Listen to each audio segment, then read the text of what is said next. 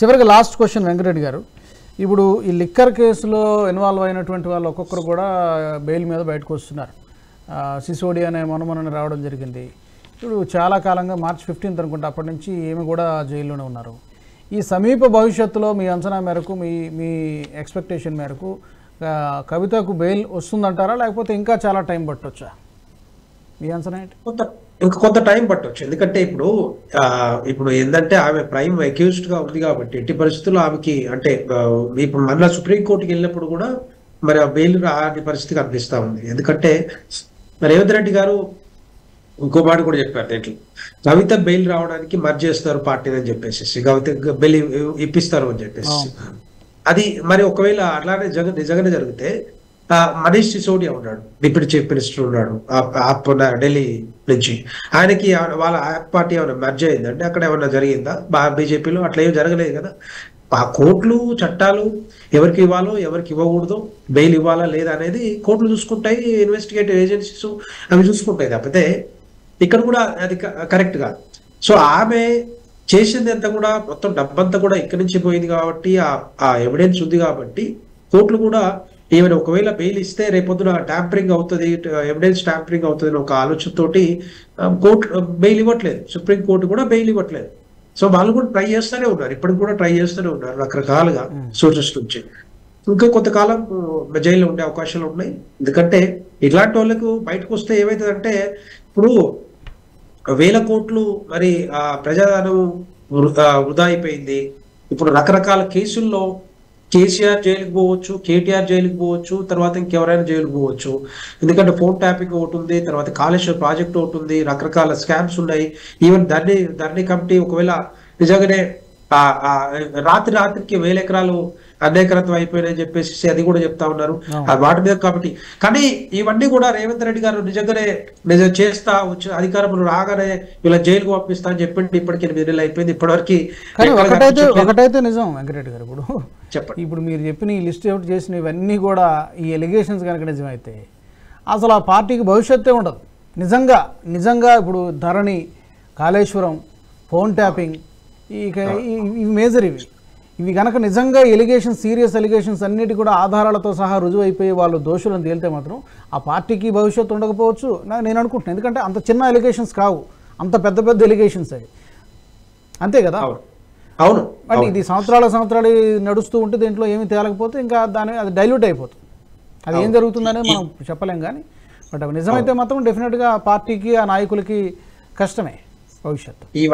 ఇవన్నీ కూడా ఈ ఎంక్వైరీస్ అన్నీ కూడా ఒక ట్రాన్స్పరెంట్ గా ముందుకు తీసుకుపోయి ఎట్టి పరిస్థితులు ఆ రిపోర్ట్ బయటకు వచ్చేంత వరకు జాగ్రత్తగా ఉండాలి. అది ఇదంతా కూడా బాధ్యత అంతా కూడా ముఖ్యమంత్రి రేవంత్ రెడ్డి గారే తీసుకోవాలి. ఎందుకంటే ఆయన అధికారంలోకి వచ్చిండు, ఆయన చెప్పొచ్చుండు ఈ అన్నింటి మీద ఎంక్వైరీ చేస్తాం, కేసీఆర్ జైలు పంపిస్తాం, కేటీఆర్ జైలు పంపిస్తాం, అందరిని జైలు పంపిస్తాం అని చెప్పినాడు. ఇప్పటికి 8 నెలలు అయింది, ఇంకా రిపోర్ట్స్ రావాల్సి ఉన్నాయి. ఇంకా ఎప్పుడు వస్తాయో తెలియదు. కానీ వాటికి భయపడి లేకపోతే ఆయన అనుకునేది ఏంటంటే రేపొద్దున ఇవి అన్ని కూడా బెదిరిస్తే కొంతమంది మరి బీఆర్ఎస్ నుంచి బీజేపీలోకి వస్తారేమో ఒక ఆలోచన అట్లా కూడా ఉండొచ్చు. కానీ ఇవన్నీ కూడా ఈ ఎంక్వైరీస్ అన్ని కూడా చేయాల్సిన బాధ్యత, ఈ కమిటీల రిపోర్ట్లు ఇవ్వాల్సిన బాధ్యత తెలంగాణ ప్రజలకి. ఎక్కడెక్కడ ఏ విధంగా తెలంగాణ సొమ్మంతా తెలంగాణ ప్రజల కష్టార్జితం అంతా కూడా మరి ఏ విధంగా ఖర్చు పెట్టారో ఇవన్నీ కూడా బయటికి రావాల్సి. ఒకవేళ బయటకు వస్తే మాత్రం మీరు అన్నట్టుగా ఎట్టి పరిస్థితుల్లో బీఆర్ఎస్ పార్టీకి భవిష్యత్తు ఉండదు, అస్తిత్వం కూడా ఉండదు. రేపొద్దున డెఫినెట్ గా తెలంగాణ ప్రజలందరూ కూడా చూస్తా ఉన్నారు, ఇటు భారతీయ జనతా పార్టీయా లేకపోతే అటు కాంగ్రెస్ పార్టీ అని చెప్తా ఉన్నాను. రెండు పార్టీలు ఉండే అవకాశాలు ఉంటాయి. ఒకవేళ ఈ రిపోర్ట్లన్నీ బయటకు వచ్చి వాళ్ళని జైలుకు పంపిస్తే మాత్రం జైలుకు పంపించాల్సిన బాధ్యత డెఫినెట్ గా రేవంత్ రెడ్డి గారి మీద ఉంటుంది. ఒకవేళ ఆయన తీసుకోలేదనుకోండి, ఆయన తీసుకోలేదంటే ఆ 2 పార్టీలు ఒకటే అని చెప్పేసి రేపొద్దున తెలంగాణ ప్రజలకు అర్థమైపోతుంది. మళ్ళీ అది కూడా ఉంటది. సో అది కూడా మరి తెలంగాణ ప్రజలు అంత ఆశ్రమాషి కాదు, చాలా తేలిక తీసుకో. సో ఆ విధంగా చేస్తే మాత్రం మళ్ళీ ఆ 2 పార్టీలు ఒకటైపోతే బీజేపీ మాత్రం భారతీయ జనతా పార్టీ బలపడుతుంది. సో తీసుకోవాల్సిన బాధ్యత రేవంత్ రెడ్డి గారి మీదనే ఉంటది. లక్షల కోట్లుగా, ఒకటి కాదు కదా, రెండు కాదు కండి, ఓ లక్షల కోట్ల ప్రజాధనం వృధా అయిపోయింది. కాబట్టి అదంతా కూడా ప్రజల ఖర్చు ఆర్జిస్తాం. ఎందుకంటే రేపొద్దున మళ్ళా ప్రజల దగ్గర నుంచి వసూలు చేస్తారు వీళ్ళంతా. ఇదంతా ఈ డబ్బంతా కూడా ఎక్కడి నుంచి తీసుకొస్తారు?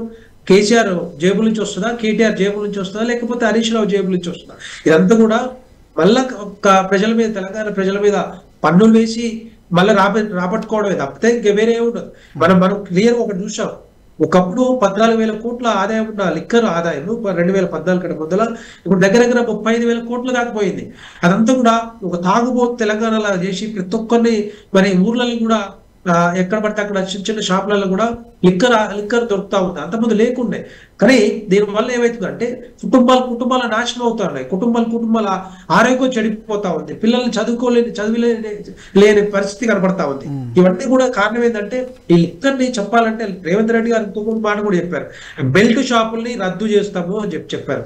ఏది ప్రభుత్వంలోకి వచ్చాక ఇప్పటి వరకు అక్కడ ఎక్కడ కూడా కనిపించలేదు, రద్దు చేసినా కనపడలేదు. మళ్ళా బడ్జెట్ లో మాత్రం దాన్ని ఇంకా 7,000 కోట్లు 10,000 కోట్లు పెంచి చూపించారు. అంటే ఏ విధంగా చేస్తారో, లేకపోతే దానికి ట్యాక్స్ పెంచుతారా, లేకపోతే ఇంకా వేరే విధంగా పెంచుతారా అనేది ఇక వాళ్ళ. ఎందుకంటే ఇవన్నీ కూడా ఏంటంటే తెలంగాణ ప్రజల్ని నాశనం చేయడానికి, డ్యామేజ్, వాళ్ళ ఆస్తులను డ్యామేజ్ చేయడానికే కనబడతా ఉంది తప్పితే ఇక్కడ అభివృద్ధి సంక్షేమం మీద ఎక్కడ చర్చలు జరగట్లేదు. ఈవెన్ మన బడ్జెట్ సెషన్ లో కూడా బురద జల్లుకోవడమే తప్పితే పార్టీలు, రెండు పార్టీలు బీఆర్ఎస్ కానీ కాంగ్రెస్ కానీ ఎక్కడ కన్స్ట్రక్టివ్ గా పాలసీలు తీసుకొచ్చి రేపు పొద్దున తెలంగాణ ప్రజలకు ఇది ఉపయోగపడుతుంది ఎక్కడ కానీ కనిపించలేదు. వాళ్ళిద్దరు ఎంతసేపు కూడా వాళ్ళు టైం పాస్ చేసుకున్నారు అసెంబ్లీలో తప్పితే ఎక్కడ ఏం కనపట్లేదు. చూద్దాం. Thank you so much Venkareddy గారు, అలాగే దిలీప్ గారు, అభిషేక్ గారు, ధన్యవాదాలు. Thank you so much for joining us. ప్రస్తుతానికైతే తెలంగాణ రాజకీయ వర్గాల్లో జోరుగా ప్రచారం జరుగుతోంది, చర్చ జరుగుతోంది. బీజేపీలో బీఆర్ఎస్ పార్టీ విలీనం కాబోతుందని చెప్పి. కానీ రెండు వైపులా అటు బీజేపీ నుంచి బండి సంజయ్ స్పందించారు, ఇటువైపు కేటీఆర్ కూడా స్పందించారు. అలాంటిది ఏమీ లేదని కొట్టిపడేస్తున్నారు. బట్ రాజకీయాల్లో ఎప్పుడు ఏమైనా జరగవచ్చు. కాకపోతే విశ్లేషకుల అంచనా ప్రకారం ఇదేదో ఒక మైండ్ గేమ్ లాగా ఉందో తప్పితే సమీప భవిష్యత్తులో అయితే అలాంటి అవకాశం ఉండకపోవచ్చు అనే అభిప్రాయాలు కూడా వ్యక్తమవుతున్నాయి. ఇది ఇవాల్టి prime time debate. Keep watching NH TV. ఈ వీడియో మీకు నచ్చినట్టయితే లైక్ చేయండి, 10 మందికి షేర్ చేయండి. అలాగే కామెంట్ల రూపంలో మీ అభిప్రాయాలను మాతో పంచుకోండి. Nationalist hub group of channels ను సబ్స్క్రైబ్ చేసుకుని తెలుగునాట జాతీయవాద జర్నలిజాన్ని ప్రోత్సహించండి. ఈ వీడియో కింద ఉన్న బెల్ ఐకాన్ పై క్లిక్ చేయడం మర్చిపోవద్దు.